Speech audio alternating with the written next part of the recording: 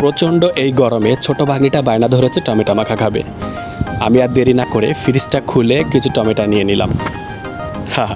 ও তো খুশিতে না পারে ওইখানেই ডান্স শুরু করে দেয়।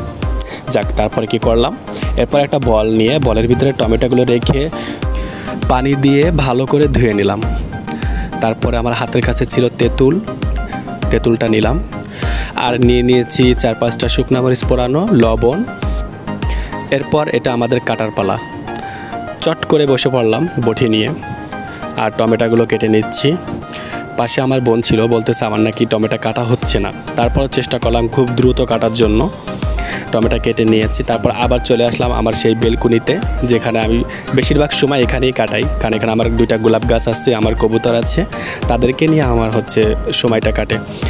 যাক, আমি বাড়তি কথা না বলি, তো আমি কি করেছি বলে লবণ আর তেঁতুল দিয়ে টমেটোগুলো ভালো করে চটকিয়ে মেখে নিলাম। আমি জানি তোমরা যারা টক পছন্দ করো তারা অবশ্যই তাদের জিভে জল চলে এসেছে, আমি জানি, কিন্তু কিছু করার নেই। সো স্যাড, তোমরা পাশে থাকলে অবশ্যই আমি তোমাদেরকে খাওয়াইতাম।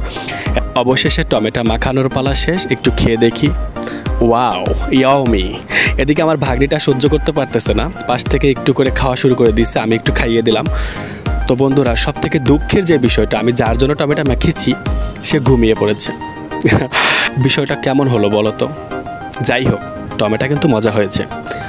তোমাদের কার কার টমেটো মাখা পছন্দ কমেন্ট করতে ভুলবে না। আল্লাহ হাফেজ।